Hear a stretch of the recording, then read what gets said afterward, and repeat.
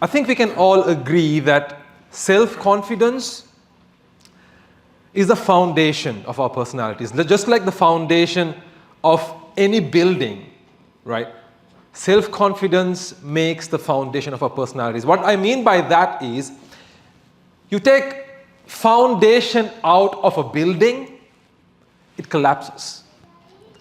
So does our personalities. You take self-confidence out of our personality collapses. We feel that when you walk into a room, the people can sense that. And that is why I decided to tell you a story. I want to start with this video, but before I play that, I want to ask, anyone watch rugby in this room? Right. Even if you don't watch, that's fine. Let's watch this video. It's a very brief clip, less than 1 minute, I suppose. Let's see what this video has to do with public speaking. And yeah, this was a match that was held last week. It's become pretty viral, but let's just watch this video. The crowd will tell you. High school, shout out, who is the rugby? 4-3 points here at Ballet. 1921 was the first time to win the Met Royal. It took 40 years for Royal to get their first win. That's sweet. Now what you saw was a penalty kick in a game of rugby that was taken at the very last second. Now this is the context of the game, right? I'll keep it very brief. Now, Trinity and Royal has a history of rugby. They've been playing they've been contesting for the Bradby Shield since the 1940s. And this was the last match that was held, the 78th Bradby Shield. And Royal was leading by 1 point. And this boy, Shan Altaf, a 16-year-old boy, was called to take the last-minute penalty. It was a 55-yard penalty kick, and he had to take that. Imagine a football field, right? Split it into half and move behind 5 meters, and that's how long he had to stay to take that kick. And he had to kick it between a crossbar that was 18 feet long. So he had to have the aim of a hitman to take that kick. And under pressure, only seconds to spare, with Trinity's lifeline hanging on a thread, because it was 10 years ago they won the last Bradby.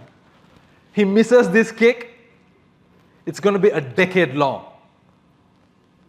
This 16-year-old boy takes the kick. And what you saw was the ball going through that bar, and Trinity clinching the win and taking the Bradby home after 10 years. Now this story is not about rugby. This story is about the self-confidence of that young lad. Imagine that he couldn't stay calm, composed, and focused to take that kick. Imagine the outcome of that. And let's remember what happened to this little boy. Forget about the win. Forget about the glory. Forget about the passion. What this win or this kick did to that young boy is, it taught him that it's during the toughest of challenges that we discover the best versions of ourselves. It's during the toughest of challenges we discover the best versions of ourselves. And to overcome those challenges, we need that foundation, self-confidence. Because if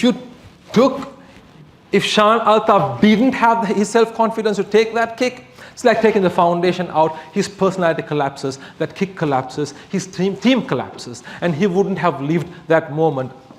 And that moment, maybe 30 years later, 40 years later, I doubt whether he'll face any acute challenges like that in his life, right? But if he faces, he'll know that he did it at 16, and that will define him for life.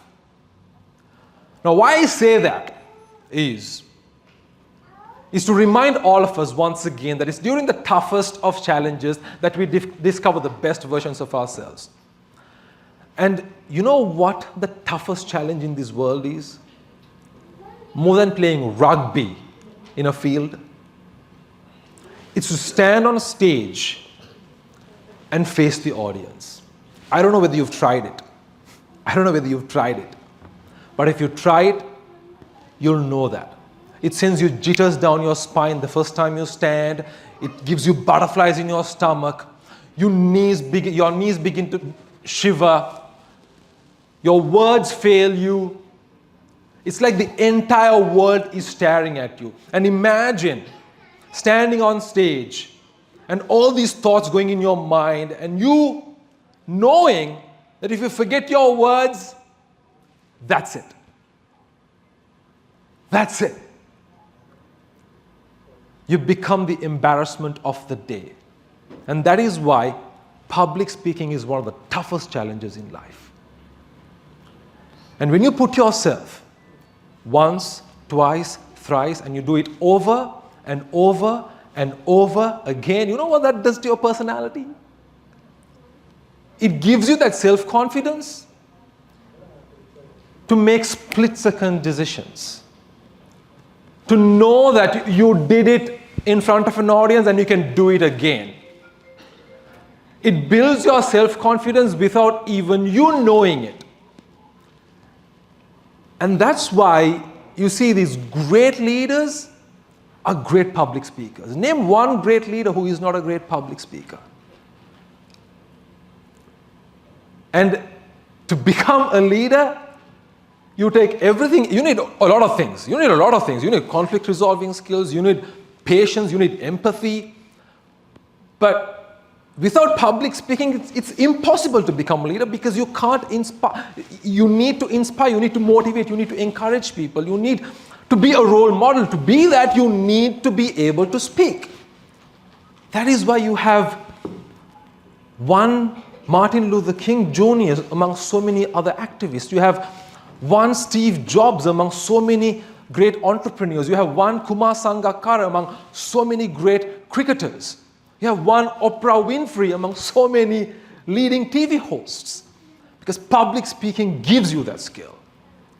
And today, when these kids got on stage today, some of them for the first time, some of them for the second, third, or fourth time, no matter how many times they have got on this stage, but today it taught them that it's during the toughest of challenges you discover the best versions of yourselves. These kids should go home with their head held high, proudly, reminding themselves, because some of them walked in to speak crying. You know that.